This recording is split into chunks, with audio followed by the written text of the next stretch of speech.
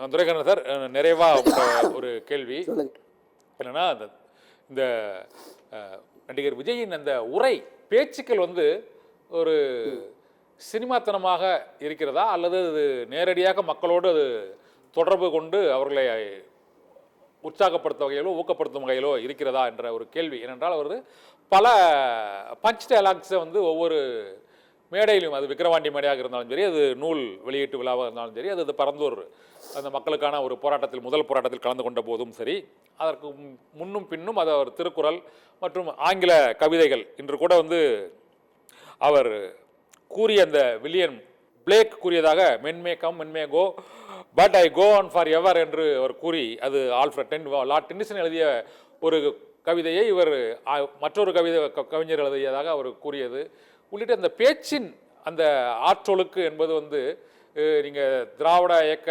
பேச்சாளர்களுக்கு ஒரு மாற்றாக இவருடைய பேச்சு உரை மக்களை இளைஞர்களை கவரக்கூடிய வகையில் இருக்கிறதா? நீங்கள் பல பேச்சாளர்களை பார்த்திருக்கிறீர்கள் உங்களுடைய அந்த ஒரு 40-50 ஆண்டுகால அரசியல் அனுபவத்தில். இப்பொழுது அவருடைய அந்த பிரசன்டேஷன், அந்த உரை வந்து இளம் தலைமுறையை ஈர்க்கக்கூடியதாகத்தான் இருப்பதா சொல்றாங்க. நீங்க எப்படி ஃபீல் பண்றீங்க சார்? நிறைவா உங்க கருத்து சொல்லுங்க. அவரோட ஒட்டுமொத்த உரைகள் விக்கிரவாண்டி முதல் இன்று இந்த பொதுக்குழு கூட்டம் வரை. மாணவர்களை இளைஞர்களை புதிய வாக்காளர்களை ஈர்க்கத்தக்க வகையில் அவருடைய பேச்சு அமைந்திருக்கிறது என்பதில் எந்தவித மாற்று கருத்தும் இல்லை. திராவிட இயக்கம் வளர்ந்தது என்பது எழுத்தாலும் பேச்சாலும் தான்.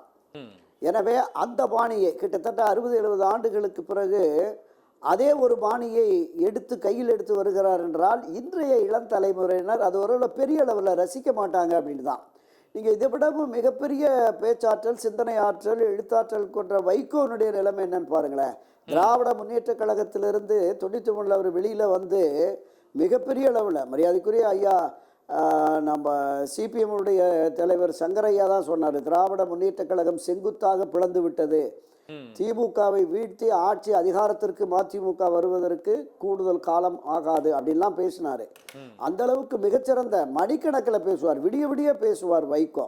அதெல்லாம் இந்த காலகட்டத்தில் எடுபடாது. செயலை பார்க்கிறார்கள், இவர்களால் முடியுமா என்று பார்க்கிறார்கள். அதுதான் வெற்றியை தேடித்தரும். எனவே ஒரு நல்ல சிறந்த நிபுணர்களால் தயாரிக்கப்பட்ட உரை, அவருக்கு உள்ள அந்த பயிற்சியால் அதை அருமையா பிரசன்டேஷன் பண்றாரு, அதுல எந்த மாற்று கருத்தும் இல்லை.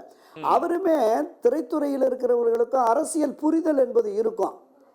இந்த அரசியல் புரிதல் என்பது, இந்த அரசியல் எதை நோக்கி போகிறது, நாம எந்த பாதையில் பயணித்தால் அது வெற்றியாக அமையும் என்கிற அந்த பக்குவம் வருவதற்கு இந்த தேர்தல் அவருக்கு ஒரு முன்னுதாரணமா. இன்னும் ஓராண்டுகள் இதில் பயிற்சி பெற்று 2026 ரிசல்ட்டுக்கு பிறகுதான் அவர் ஒரு தலைவராக தன்னை முன்னிலைப்படுத்தி களத்துக்கு வரணும். எந்த ஆட்சி வந்தாலுமே களத்திற்கு நேரடியாக வந்து மக்கள் பிரச்சனைகளுக்காக அவர் போராட வேண்டும். எதிர்காலம் அவருக்கு சிறந்ததாக அமையலாம்.